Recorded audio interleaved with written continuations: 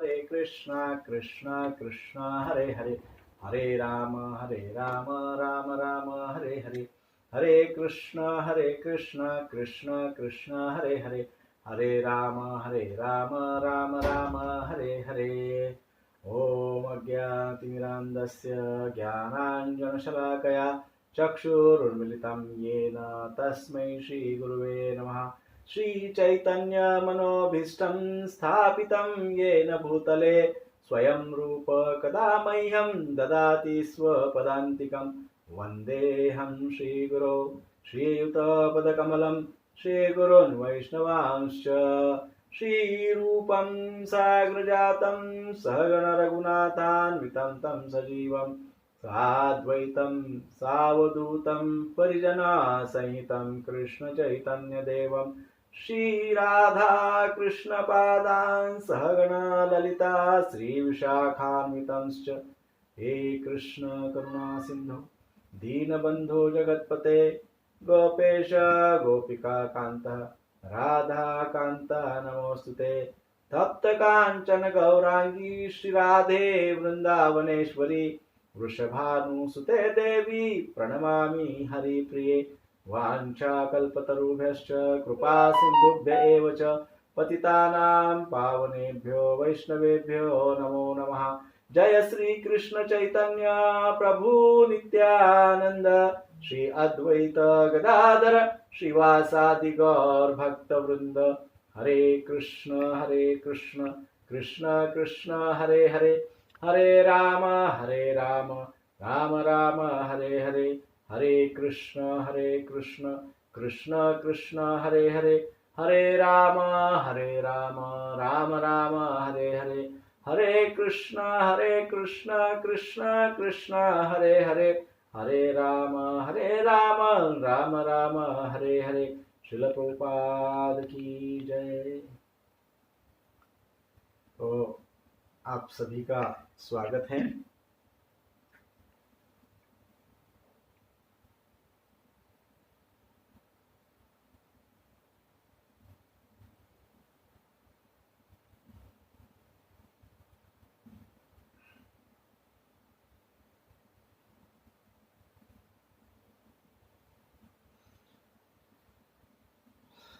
अभी दामोदर मास समाप्त होने पे आ रहा है। दामोदर मास अर्थात कार्तिक मास, इस कार्तिक मास की विशेषता यह है कि यह ऊर्जा मास है ना। श्रीमती राधा रानी का यह विशेष नियम सेवा मास है और इसलिए राधा रानी अति प्रसन्न इस मास में है, भगवान श्री कृष्ण अति प्रसन्न इस मास में रहते हैं। तो इसलिए इसको ऊर्जा मास भी कहते हैं। इसकी चर्चा हमने पूर्व में की है।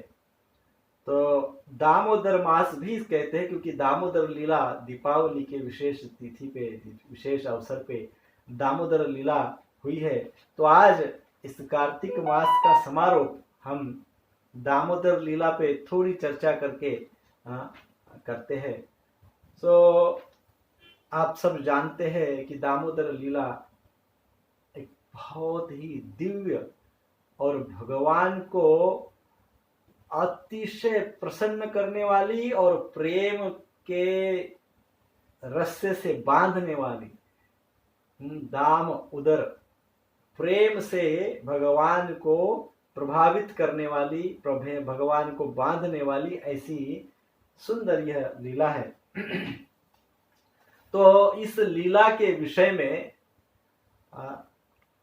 दामोदर लीला जब हो रही थी तो दामोदर लीला के समय देवी देवता डेमिगॉड्स क्या सोच रहे थे, देवतागण क्या सोच रहे थे, इस लीला को देखकर हम इसकी चर्चा करेंगे। और साथ ही साथ में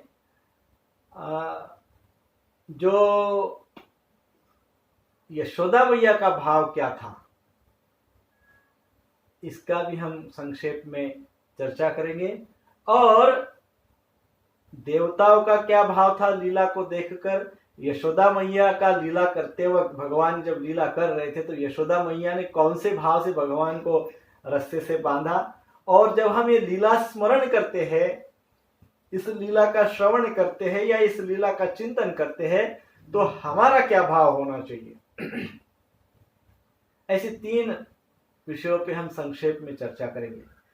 तो हम यह देखेंगे कि सर्वप्रथम हम देखते हैं कि देवताओं ने किस प्रकार से भगवान की इस दामोदर लीला को देखा। हाँ? तो जब यह लीला चल रही थी तो देवता आश्चर्य में पड़ गए कि कैसे ये कैसे संभव है, कैसे हो सकता है। एक सर्वसाधारण गोपी सर्वव्यापक, ऑल परवेजिव, सर्वव्यापक, सर्वत्र जो भगवान है, सर्वव्यापी भगवान को, सर्वव्यापी तत्व को, सर्वव्यापी परम ईश्वर को, सर्वव्यापी ब्रह्म को, पूर्ण पुरुषोत्तम भगवान को एक सर्वसाधारण गोपी कैसे बांध सकती है। यदि भगवान का विचार किया जाए तो भगवान को नापा ही नहीं जा सकता, तो भगवान को बांधने की बात तो बहुत दूर की है। कोई भगवान को नाप सकता है कि भगवान कितने फीट ऊंचे हैं, कितना वजन है भगवान का, भगवान का हाइट कितना है। भगवान का जन्म होते से ही भगवान ने पुतना राक्षसी को मारकर अपने ओठों की शक्ति दिखाई थी। कुछ समय पश्चात शकटासुर को अपने अंगुष्ठ से मार दिया था, अपने अंगुष्ठ की शक्ति दिखाई थी। तृणावर्त आया, तृणावर्त ने सोचा कि कृष्ण को उठाकर आसमान में ले जाएंगे, अंतरिक्ष में ले जाएंगे, वहां से गिरा देंगे। भगवान ने इतना अपना वजन बढ़ाया, इतना वजन हुआ कि तृणावर्त जैसा राक्षस वो गिर के मर गया, गिरा दिया उसको। तो ऐसे सर्वव्यापी, सर्वशक्तिमान, ऐसे भगवान को एक साधारण गोपी कैसे बांध सकती है। देवी देवता सोच रहे, आपस में चर्चा कर रहे हैं। जब ये तैयारी कर रही थी मैया कृष्ण को बांधने की, तब देवता गण ऐसा आपस में सोच रहे थे। तो एक देवता कहते हैं नहीं नहीं, ये संभव नहीं है, ये तो एक प्रकार का भ्रम है।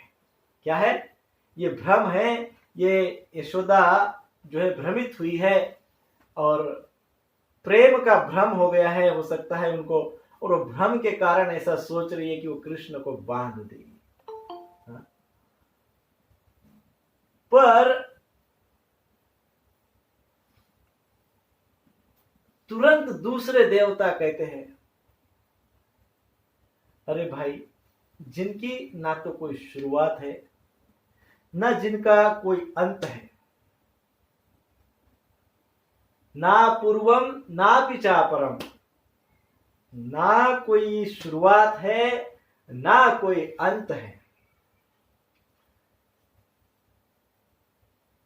अब जिसका शुरुआत भी नहीं, जिसका अंत भी नहीं, ऐसे व्यक्ति को बांधने के लिए मैया यशोदा को रस्सा कहां पे मिलेगा? किसी को बांधना है तो हम तुरंत, भाई इसको बांधना है, चलो 4 फीट का रस्सा ले लो। अब ऐसी व्यक्ति है जिसका ना शुरुआत है, ना प्रारंभ है, ना अंत है। ऐसे व्यक्ति को बांधने के लिए मैया को रस्सा कहां से मिलेगा? हाँ, इम्पॉसिबल। ऐसे देवता, दूसरे देवता कहने लगे।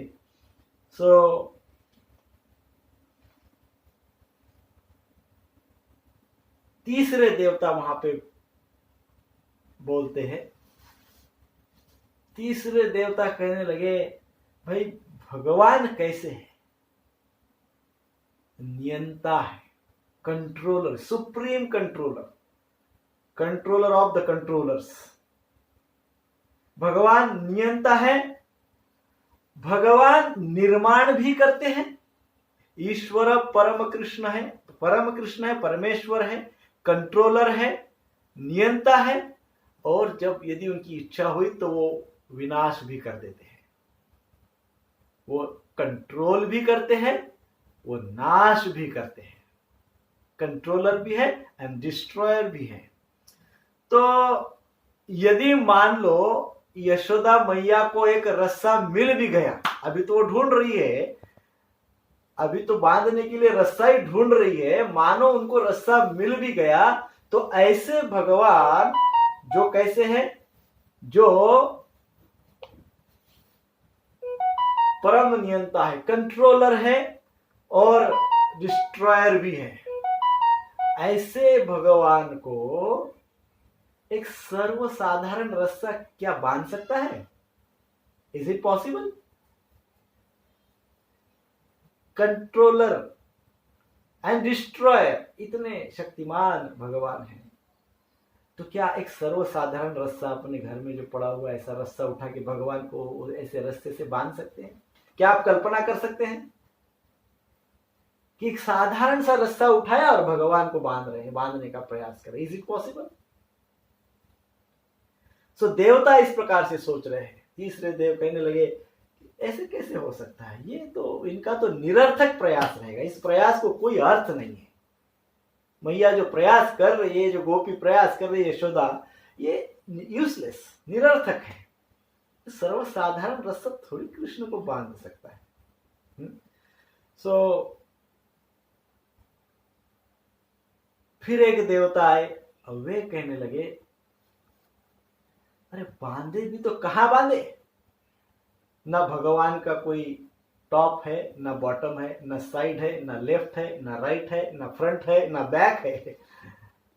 कहां से शुरुआत करें, कहां पे बांधे, कैसे बांधे? वो एक देवता कहते हैं अरे इतना ही नहीं, भगवान तो न अंदर है न बाहर है।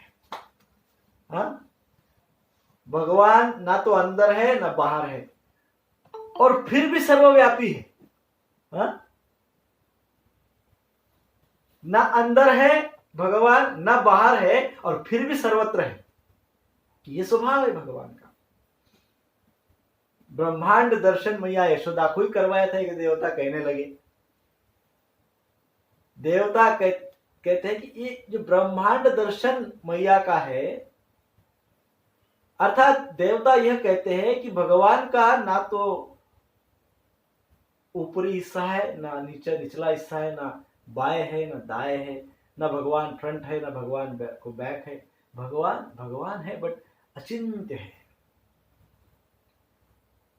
कैसे भगवान को बांधा जा सकता है? भगवान ना अंदर है ना बाहर है।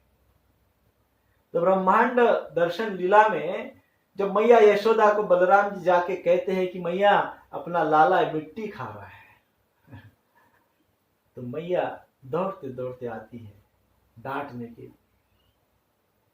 तो मैया लाला को बहुत डांटती है, पहले तो डांटती है, बहुत डांटती है, इतनी डांटती है कि बलराम जी भी अंततः कहते कि मैया अभी मत डांटो, ये तो लाला है, छोटा है, इसको छोड़ो, जाने दो, इतना मत डांटो।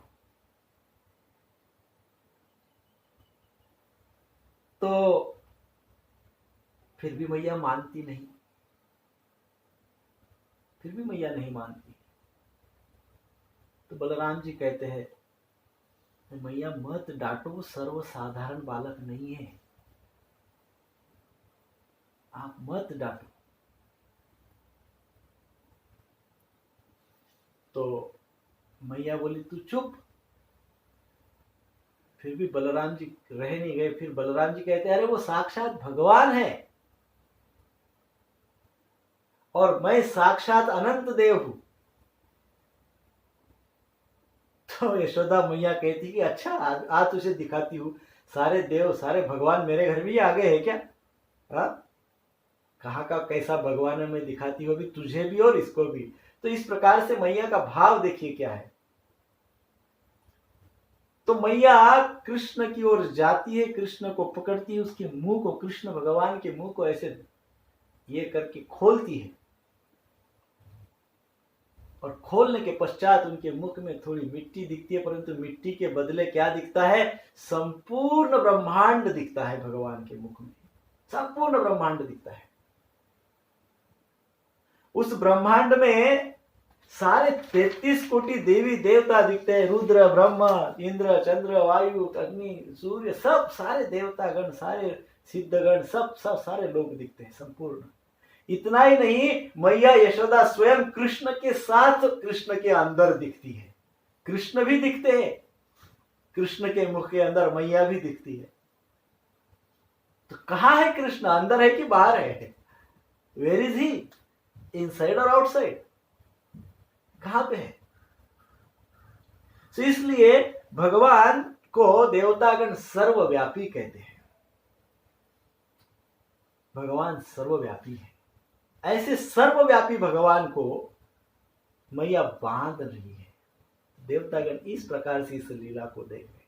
सर्वव्यापी भगवान को, जिसके मुख के अंदर साक्षात ब्रह्मांड का दर्शन स्वयं यशोदा ने किया है, जिससे सिद्ध होता है कि भगवान अंदर भी है, बाहर भी है, अंदर भी नहीं, बाहर भी नहीं, भगवान अचिंत्य है। भगवान को कहां से बांधोगे? नहीं? तो आगे वे कहते हैं, एक और देवता आकर वे कहते हैं, वो देवता कहते हैं, अरे भाई इतना सब हो गया, भगवान अंदर भी है, बाहर भी है, भगवान अचिंत्य है, भगवान अनंत है, भगवान। तो एक देवता आके कहते कि भगवान तो सच्चिदानंद रूप है, ईश्वर परम कृष्ण सच्चिदानंद विग्रह, अनादिर आदिर गोविंद सर्व कारण कारण। ये भगवान सच्चिदानंद है, इनका शरीर ये मांस और हड्डी से बना हुआ थोड़ी ना है, ये मटेरियल से बना हुआ थोड़ी ना शरीर है ये। तो जो शरीर सच्चिदानंद है उसको बांध कैसे सकते हैं? क्या कोई बांध सकता है? यशोदा मैया कैसे बांध सकती है? इनका शरीर जो है सच्चिदानंद विग्रह है, इट्स नॉट पॉसिबल, बांध नहीं सकते।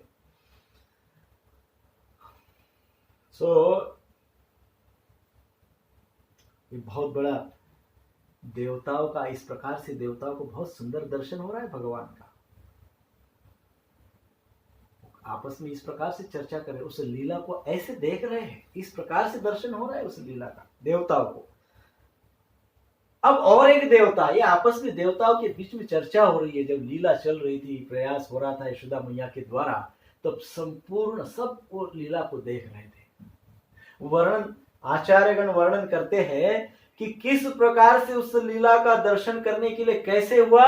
सब जब मैया ने, यशोदा मैया ने कृष्ण को उखल से बांध दिया, अब सोचा कि बांध देती हूँ, कैसे सोचा बांध देती हूँ, उस कृष्ण को पकड़ तो लिया, अब क्या करे, कैसे बांधे, किस से बांधे, ढूंढ रही है, उनको उखल दिख गया, घर के आंगन में उखल दिख गया।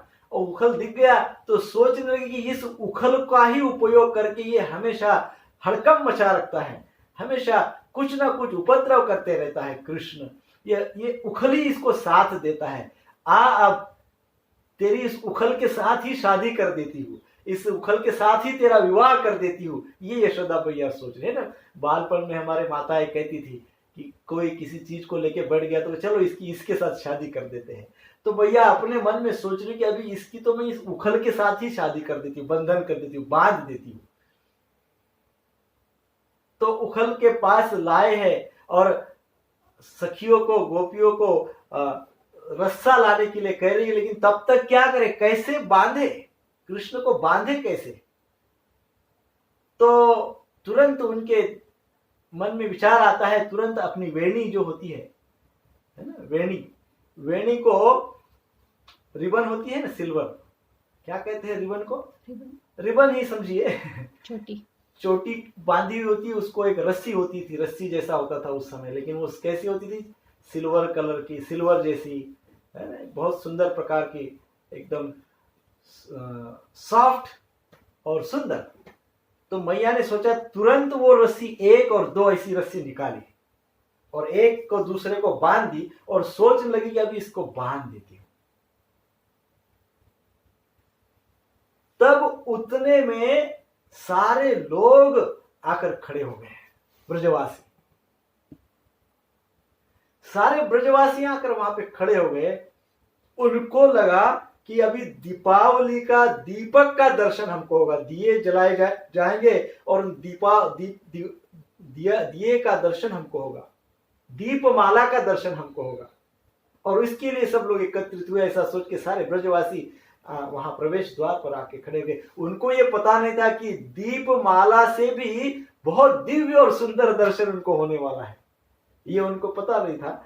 परंतु उनको क्या दर्शन हुआ? उनको तो दीपमाला से 1000 गुना सुंदर दिव्य लीला का दर्शन उस समय ब्रजवासियों को हुआ। परंतु फिर भी ब्रजवासी किस प्रकार से कृष्ण को देख रहे हैं? देवी देवता इस प्रकार से देख रहे हैं। तो ब्रजवासी जब आए तो देवतागण सोच रहे थे कि ये भी यहाँ पे आए हैं और अभी इनको दीपमाला का नहीं, कृष्ण की इस लीला का दर्शन इनको भी हो रहा है। तो देवतागण अब तक जो सोच रहे थे कि अब ये कैसे संभव है इनको बांधने का, जो संभव नहीं है, क्योंकि सारांश में वो ये कहते हैं कि वो कृष्ण जो है, भगवान जो है, वो हर सर्वव्यापी है, सर्वज्ञ है, सर्वव्यापी है। अर्थात इसका अर्थ क्या हुआ? वो कण कण में है, वो कण कण में है। इसका अर्थ ये हुआ कि वे रस्से में भी है, जिस रस्ते से मैया यशोदा कृष्ण को बांधना चाहती है, उस रस्से में भी कृष्ण स्वयं है। अब जिसमें वो स्वयं है, स्वयं से ही स्वयं को कैसे बांधा जा सकता है? बांधा जा सकता है स्वयं को ही स्वयं से कैसे बांधा जा सकता है? दामोदर अष्टकम में आता है, क्या आता है? नमो देव दामोदर अनंत विष्णु। दामोदर अनंत विष्णु, उस दामोदर, उस रस्से को भी प्रणाम किया है, उस रस्से को भी प्रणाम किया है जिस रस्से से भगवान को बांधा जा रहा है। तो उस देवता सोच रहे कि वो रस्सा भी तो कृष्ण ही है, क्योंकि कृष्ण के बिना तो संसार हो नहीं सकता है, कृष्ण तो प्रत्येक वस्तु में है। तो ऐसे कैसे संभव है? देवता चर्चा कर रहे, इट्स नॉट पॉसिबल। अर्थात वो ये कह रहे हैं कि यह लीला हम नहीं, यह लीला हो नहीं सकती।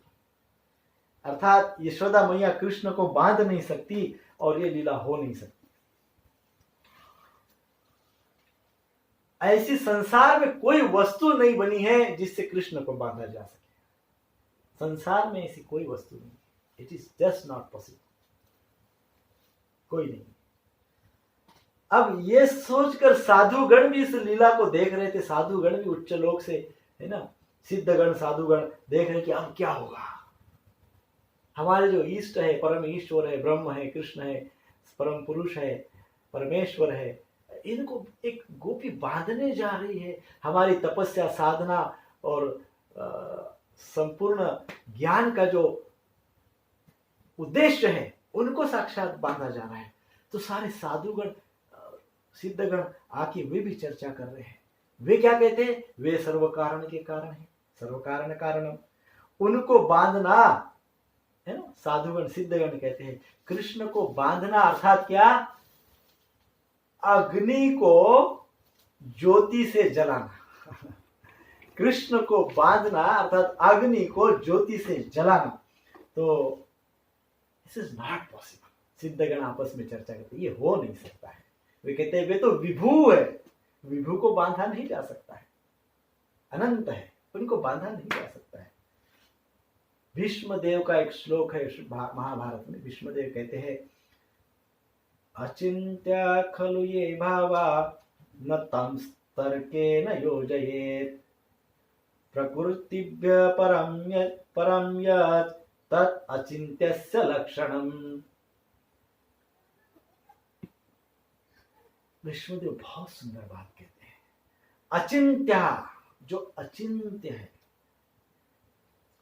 जो अचिंत्य तत्व है, न तम तर्केन योजयेत्, अचिंत्य खलु ये भावा, जो अचिंत्य तत्व है उस अचिंत्य तत्व को न तंस तर्केन योजयेत, अचिंत्य तत्व को, अचिंत्य शक्ति को, ऐसे अचिंत्य शक्ति को धारण करने वाले ऐसे भगवान को क्या कहा गया है? न तंस तर्केन योजयेत, तर्क से समझा नहीं जा सकता। It is not possible to understand by logic. तर्क के करके भगवान कृष्ण को नहीं समझा जा सकता, क्योंकि कृष्ण क्या है? अचिंत्य है। जो इनकन्विंसिबल है, जो अचिंत्य है, लॉजिक से उनको समझने का कतई प्रयास न करें। इस प्रकार से सिद्धगण आपस में चर्चा कर रहे हैं। फिर एक देवता कहते हैं, बहुत सुंदर बात ये देवता आकर कहते हैं आपस में, ये देवता कहते हैं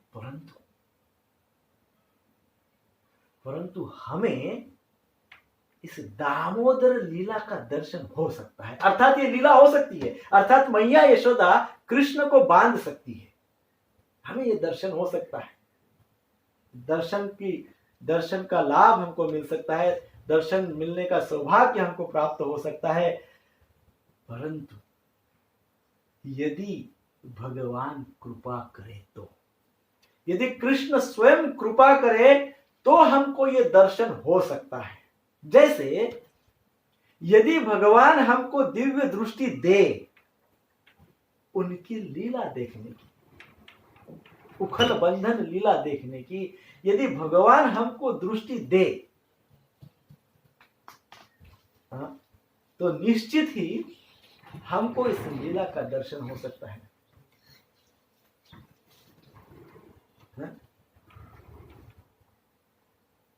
भगवान की कृपा हो तो, भगवान हमको दृष्टि दे तो इस लीला का दर्शन हो सकता है। अब इतनी चर्चा होने के पश्चात एक अपेक्षाएं जागृत हो रही है देवताओं की। यदि भगवान की इच्छा हो, भगवान कृपा करे तो हमको इस लीला का दर्शन हो सकता है। अर्थात मैया यशोदा भगवान कृष्ण को रस्से से बांध सकती है। This is possible. ऐसा सोच ही रहे थे देवतागण। तो और एक देवता कहते हैं, वो क्या कहते हैं? कहते हैं परंतु यशोदा हमसे भाग्यशाली है, यशोदा हमसे ज्यादा भाग्यशाली है। हाँ? क्यों? क्योंकि उनके हृदय में कृष्ण के प्रति जो प्रेम है ना, वो हृदय में कृष्ण को अपना पुत्र ही मानती है, पुत्रवत प्रेम करती है, केवल पुत्र ही मान रही है। एकदम शुद्ध प्रेम है। एक माता का पुत्र के प्रति जो शुद्ध प्रेम होता है, एकदम शुद्ध प्रेम है। देवतागण आगे कहते हैं, वे ये कहते हैं कि हम तो कृष्ण के सेवक हैं, है ना? हम तो कृष्ण के सेवक हैं, हमारे पास सेवा है। कृष्ण का दर्शन करने की योग्यता हमारे पास है, क्योंकि हमारे पास क्या है? सेवा है। क्योंकि वो भगवान कृष्ण ने जो भी इस सृष्टि के लिए कार्य करने के लिए उनको निश्चित किया है, नियुक्त किया है, उसके अनुसार सारे देवतागण सेवा करते हैं। भगवान की नित्य सेवा में देवतागण लगे हैं। तो इसलिए देवतागण कहते हैं कि हमको दर्शन का लाभ हो सकता है, क्योंकि हमारे पास सेवा है।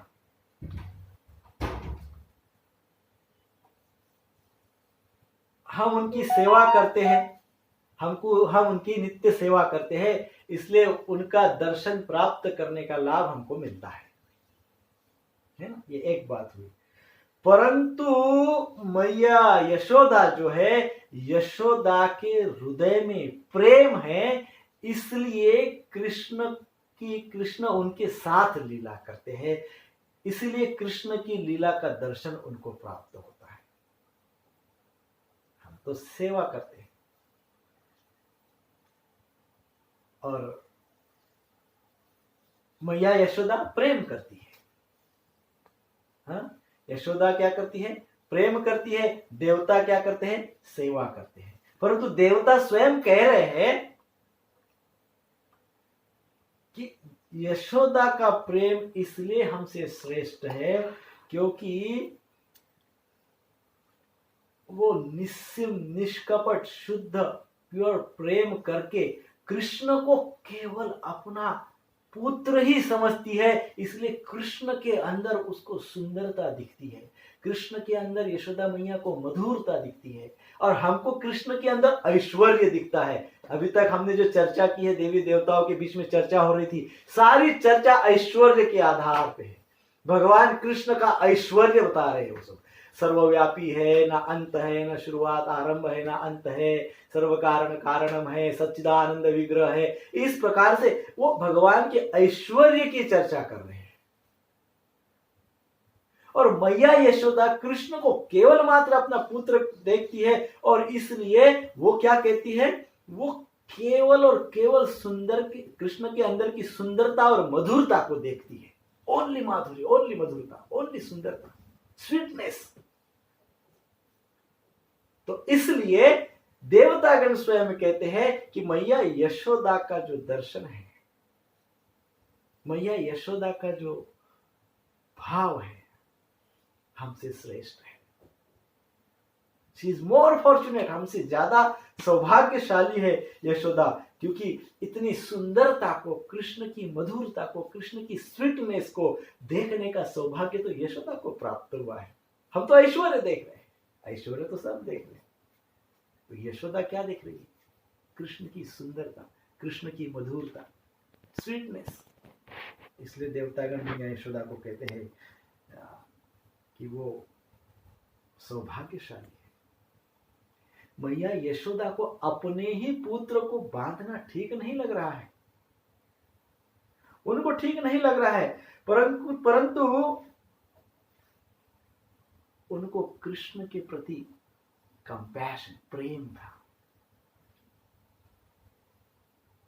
है ना। हृदय में कृष्ण के प्रति, अपने बालक के, अपने पुत्र के प्रति प्रेम था।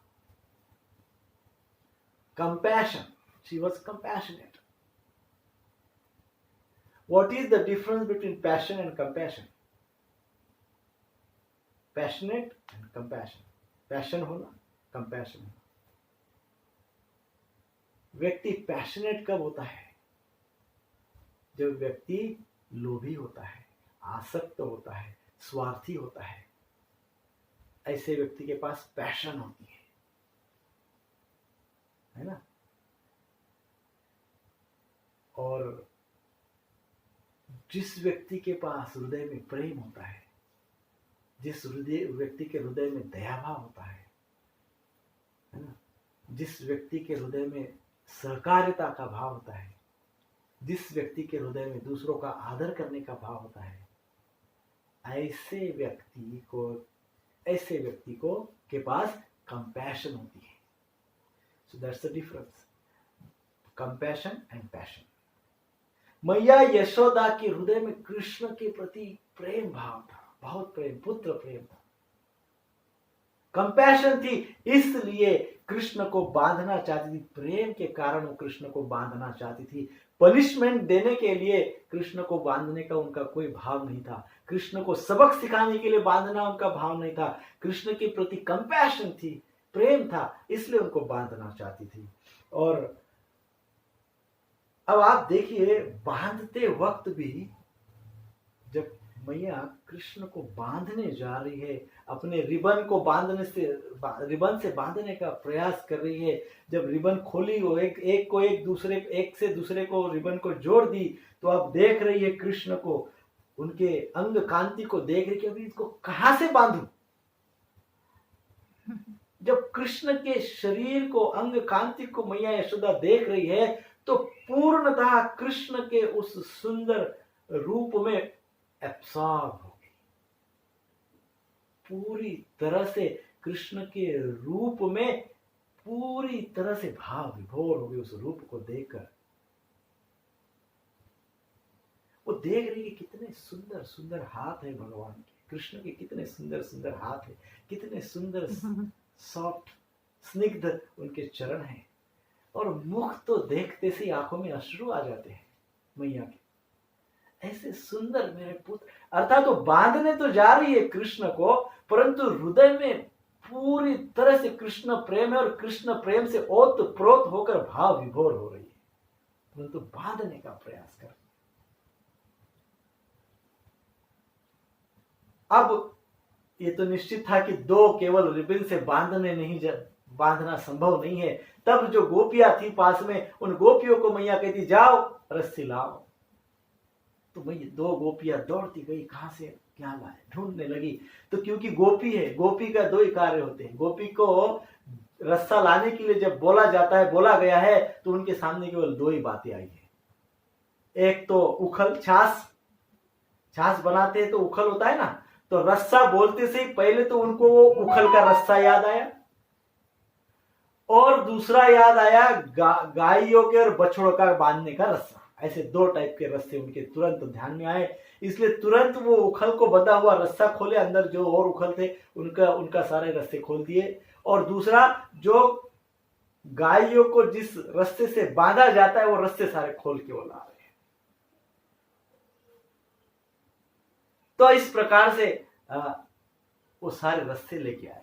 अब यहां अभी तक हम जो चर्चा कर रहे थे, हमने कहा कि देवी देवता ने इस लीला को कैसे देखा, देवताओं ने, सिद्ध पुरुषों ने इस लीला को कैसे देखा, मैया यशोदा कैसे अब्सॉर्ब होगी वो लीला, ये कार्य करते वक्त क्या सोच रही है, ब्रजवासी क्या सोच रहे हैं। ब्रजवासी तो उनको लाला ही सोच रहे हैं, ये तो लाला है हमारा, नटखट लाला है। लेकिन गोपियां थोड़ी देर पश्चात सोचने लगती कि क्यों लाला को बांध रही है। और मैया यशोदा बड़े अथक प्रयास करती है, पसीने पसीने हो जाती है, सारे रस्से लगाए जाते हैं। काफी चर्चा, बड़ी सुंदर लीला है, समय कम होने से हम संक्षेप में हम चर्चा करते हैं। तो इस प्रकार से जब मैया सारे रस्से को एक दूसरे से जोड़कर कृष्ण को बांधने का प्रयास करती है, फिर भी कृष्ण बांधे नहीं जाते, दो रस्से कम पड़ते हैं, और मैया प्रयास करती है, पसीने पसीने हो रही है। तब भगवान ने देखा कि अब प्रयास पूर्ण हो गए हैं, अब मैया को इससे ज्यादा प्रयास संभव नहीं है, और अब कृपा करने का समय आ गया है। तब कृष्ण स्वयं ही उस रस्से के बंधन में आ जाते हैं, और मैया उस रस्से से कृष्ण को बांध देती है। तो हमने क्या करना चाहिए, हमको इस लीला से क्या उपदेश प्राप्त होता है, भगवान और हमारी संपूर्ण गुरु परंपरा हमको क्या उपदेश देती है इस लीला से। जो दो रस्से कम हुए हैं, वो दो रस्से अर्थात एक रस्सा प्रयास और दूसरी रस्सा कृपा। बिना प्रयास के कृपा नहीं होती है, और बिना कृपा के प्रयास सफल नहीं होते हैं, है ना। तो हमको क्या देखना चाहिए, हमको यह देखना चाहिए कि नित्य हम कृष्ण की प्रसन्नता के लिए प्रेम पूर्वक प्रयास करते रहे। कैसे प्रयास करें, फुल्ली कृष्ण कॉन्शियस होके प्रयास करते रहे। मैया यशोदा पूरी तरह कृष्ण में एब्सॉर्ब होके प्रयास कर रही थी।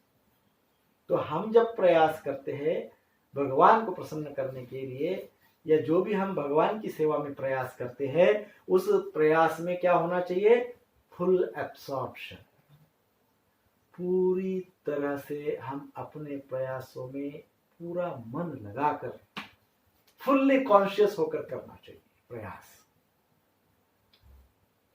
है ना। कैसे करें, एग्जैक्टली टेक्निकली कैसे करें।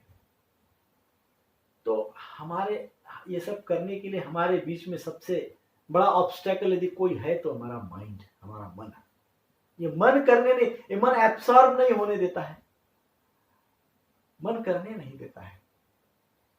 तो मन को यदि स्ट्रांग करना है, मन को यदि स्टेबल स्थिर करना है, मन को मजबूत करना है, मन को स्थिर करना है, मन को शुद्ध करना है, तो तीन बातें बहुत महत्वपूर्ण है। चार बातें हैं वैसे तो, बहुत महत्वपूर्ण है। सबसे पहले अवेयरनेस अर्थात कॉन्शियसनेस। हमारे मन को नित्य कॉन्शियस रखिए, अवेयर रखिए कि हु एम आई। अवेयरनेस अर्थात जानकारी रखना चाहिए, नित्य नित्य हमारे अंदर वो अवेयरनेस होनी चाहिए, वो चेतना होनी चाहिए, वो समझ होनी चाहिए नित्य। क्या? मैं कृष्ण का दास हूं, मैं कृष्ण का अंश हूं, कृष्ण मेरे है, मैं कृष्ण का हूं। ये अवेयरनेस। परंतु ये अवेयरनेस कभी कभी तो होती है हमारे अंदर, तुरंत मन कहीं और ले जाता है। मन क्या करता है, थोड़ी देर ये अवेयरनेस आती है, फिर चली जाती है, फिर आती है, फिर चली जाती है, अर्थात हमारा कंसंट्रेशन लूज है, हमारा कंसंट्रेशन लूज। मैया यशोदा जब कृष्ण को बांध रही थी तो वो उसके मन में अनेकों अनेकों विचार थे क्या? अनेकों अनेकों विषय थे क्या? वो क्या सोच रही थी? तो अवेयरनेस हमारे अंदर जो है, कृष्ण की, कृष्ण कॉन्शियसनेस के प्रति अवेयरनेस होनी चाहिए। We should be conscious. Conscious कैसे रहेंगे? तो हमारे कार्य करते वक्त, सेवा करते वक्त ये सोचे कि भगवान के उपदेश क्या है, गुरु परंपरा के उपदेश क्या है, भगवान ने भगवत गीता में क्या कहा है, भागवतम में भगवान का वर्णन क्या है, सत्संग में भगवान के विषय में, भगवान के उपदेशों के विषय में, भक्तों के विषय में क्या चर्चाएं होती है। तो ये अवेयरनेस कहीं ना कहीं हमारे अंदर होनी चाहिए। यदि ये होती है तो हमारे प्रयास प्रेम पूर्वक प्रयास हो। दूसरी बात है कनेक्टिविटी। हमारा प्रॉब्लम यह है कि तुरंत हम नेटवर्क के बाहर चले जाते हैं, कृष्ण के नेटवर्क के बाहर चले जाते हैं, भक्ति के नेटवर्क के बाहर चले जाते हैं। भक्ति एक वेरी स्ट्रांग नेटवर्क। यदि हमारे साथ कुछ हो जाता है, यदि हमको अपने पसंद की कोई चीज नहीं मिली, या व्हाट वी लाइक, यदि if we don't get it, तो हम तुरंत भक्ति से दूर हो जाते हैं, भक्तों से दूर हो जाते हैं, सत्संग से दूर हो जाते हैं, है ना? तो नेटवर्क के बाहर चले जाते हैं, कनेक्टिविटी डिस्कनेक्ट हो जाते हैं। तो यदि हम डिस्कनेक्ट हो जाएंगे, भक्ति नेटवर्क से डिस्कनेक्ट हो जाएंगे, तो हमारे अंदर वो प्रेम पूर्वक प्रयास करने की इच्छा ही नहीं रहेगी, स्वार्थ से प्रयास करने की इच्छा रहेगी, स्वार्थ प्रेरित होकर ही इच्छा करने की प्रयास रहेगी, स्वार्थ से प्रेरित होकर ही हम प्रयास करते रहेंगे, स्वार्थ से प्रेरित होकर ही प्रयास करने की इच्छा बनी रहेगी, प्रेम से प्रेरित होकर प्रयास करने की इच्छा नहीं रहेगी, शुद्ध प्रयास नहीं होगी, क्योंकि वी आर डिस्कनेक्टेड, कनेक्टिविटी के बाहर है, भक्ति के बाहर आ गए हैं। और तीसरा होना चाहिए पर्पस, हेतु, उद्देश्य। हम जो प्रयास कर रहे हैं उसका उद्देश्य क्या है? उद्देश्य ऐसा होना चाहिए कि जिसके कारण किसी की भी हानि न हो और भगवान की प्रसन्नता हो। मूलतः भगवान की प्रसन्नता हो, जिसमें भगवान की प्रसन्नता होती है, प्राय उसमें किसी दूसरे की हानि नहीं होती है। तो पर्पस, बिना पर्पस के, बिना उद्देश्य की यदि हम प्रयास करेंगे तो हमारा मन हमको बहुत टॉर्चर करेगा, हमारा मन वीक हो जाएगा। बिना उद्देश्य के प्रयास में हमारा मन जो है वो निर्बल, दुर्बल बन जाता है, वीक हो जाता है। और पर्पस के साथ, उद्देश्य के साथ प्रयास करने से मन सुदृढ़ हो जाता है, मन स्ट्रांग हो जाता है, यदि उद्देश्य उच्च कोटि का हो। तो इस प्रकार से जिस यशोदा मैया ने जो प्रयास किए, प्रेम पूर्वक प्रयास किए, इसलिए कृष्ण ने कृपा की। कृपा ऐसे ही नहीं मिलती है, और इसलिए भगवान प्रेम के बंधन में बांधे गए। तो यह कार्तिक मास, दामोदर मास, इसका पर्पस, दामोदर लीला का जो मुख्य सार है वो यही है कि हमको भी शुद्ध प्रयास करते करते करते करते भगवान का एक दिन प्रेम प्राप्त होगा, और वो प्रयास करते वक्त हमको क्या होना है, फुल्ली कॉन्शियस होना है, चेतन अवस्था में रहना है, शुद्ध चेतना की अवस्था में रहना है। दूसरा क्या है, कनेक्ट रहना है, भक्ति से कनेक्ट रहना है। और तीसरा क्या है, उद्देश्य हमारा ऊंचा होना चाहिए, शुद्ध होना चाहिए। और इस प्रकार से यदि करते हैं हम तो निश्चित ही भगवान कृपा करेंगे। और इस प्रकार से प्रयास और कृपा दोनों का जब संगम हो जाएगा तो हमारा जीवन सार्थक हो जाएगा। इसलिए प्रतिवर्ष एक बार कार्तिक मास आता है ताकि हम इस लीला को बार बार स्मरण करें और अपने जीवन को सार्थक करें। हरे कृष्ण कृष्ण कृष्ण हरे हरे, हरे राम राम राम हरे हरे। श्रील प्रभुपाद की जय, दामोदर मास की जय, कार्तिक मास की जय, कार्तिकी देवी श्रीमती राधा रानी की जय। जय जय श्री राधे श्याम।